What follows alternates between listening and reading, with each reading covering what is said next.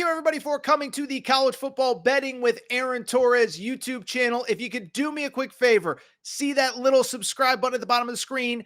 Go ahead, click that subscribe button. It helps our channel grow. It helps our audience grow. I appreciate it more than you know, as we're talking college football on this channel year-round. Appreciate your support. Click that subscribe button. Colorado, an 11.5-point favorite. The over-under a minuscule 46.5, okay?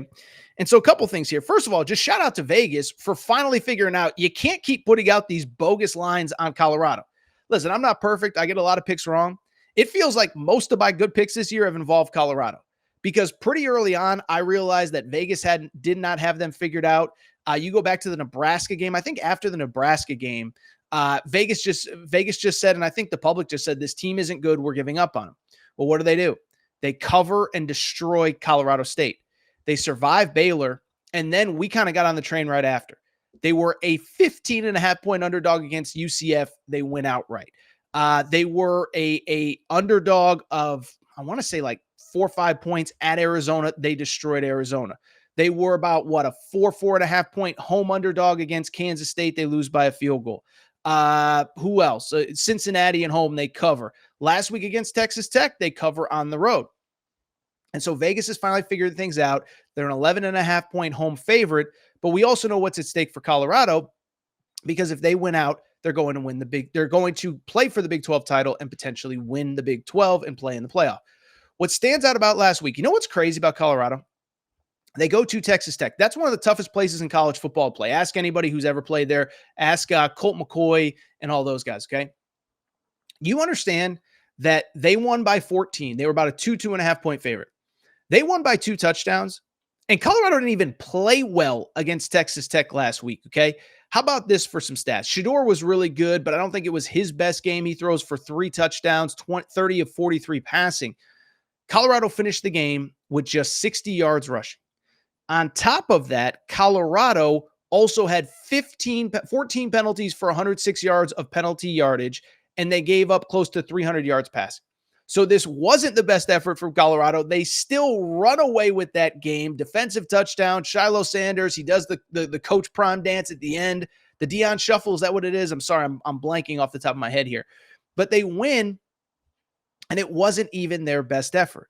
And so when I look at this game, let's give them credit. The offense is great. You know who deserves some credit? The new defensive coordinator, Robert Livingston, okay? I don't think people realize how improved Colorado is right now this season on the defensive side of the football.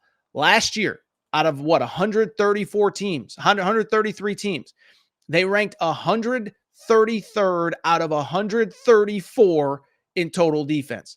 Not sure if you realize that ain't very good. Well, I bring it up because this year they were 130th out of 133. They went from 130th now down to 68th. And also, they went from giving up 453 yards per game to 367 yards per game. So everybody's focused on the offense. Everyone's focused on Shedeur. Everyone's focused on all these big names that we know and we love. Travis Hunter. The defense, to me, has been the biggest difference. And oh, by the way, they got some dudes that get after it on the defensive front. Colorado leads the Big 12 in sacks, second in TFLs. The defense is really, really, really good.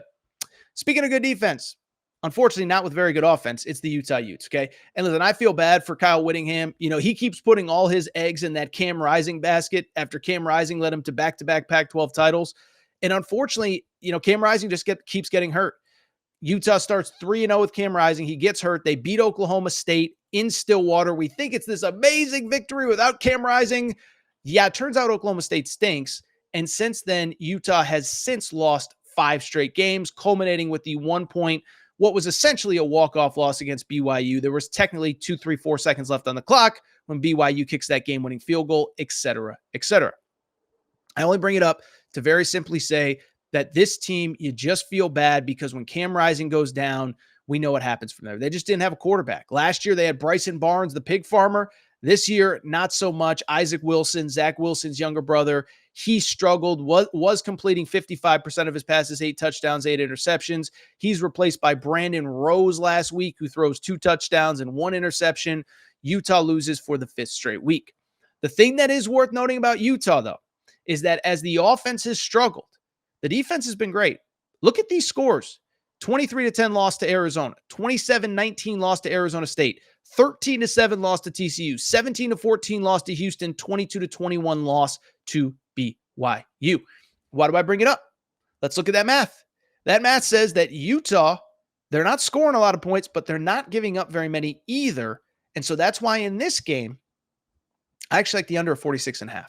And what I would say is, yes, when I think about betting an under against Shedeur Sanders, Travis Hunter, LeJounte Wester, and the Colorado Buffaloes, I do get worried. They scored 41 points last week. They didn't even play well by themselves. And so they scored 41 points by themselves, so they almost hit 46 without even sweating, okay? But at the same time, this is where the concern comes in, not really for Colorado to lose the game, but just why I like the under. One, I think Utah is going to struggle to move the ball because, as I said, Colorado's defense is elite this year. What did I just say? 68th in the country. They are number 1 in the Big 12 in sacks, number 2 in tackles for loss. And so I just bring it up because when I look at this Colorado team, I think they're going to get after the quarterback. I think they're going to make life miserable. I think it's going to be hard for Utah to move the football on them. What I would also say, I think it's going to be hard for Colorado to move the football on Utah as well, at least relatively speaking. First off, Utah does have a run defense that ranks in the top half of college football nationally. You don't need to be great against Colorado, but can you slow them down enough? And then the pass defense is a top 20 pass defense in all of college football. And listen, they are overall the number 2 pass defense in the Big 12 as well. And so Colorado, as good as Colorado has been, now some of it is because Colorado throws the ball so well, but they have faced some of the worst pass defenses in America. Texas Tech is one of the worst pass defenses in America. Central Florida is in the bottom 20 or so pass defenses in college football. You go on and on down the list. Kansas State is great against the run, not great against the pass. Cincinnati has a bad pass defense. So this will be the best pass defense that Colorado has seen all year. And if you slow down the pass a little bit and you slow down the run a little bit, all of a sudden you get a close, low-scoring game. So to me, do think Colorado wins. This is the big noon game. The crowd is going to be insane, but I do think it's low-scoring. Give me a Colorado win of something like 23-14. Colorado wins. The under, in my opinion, is the best bet.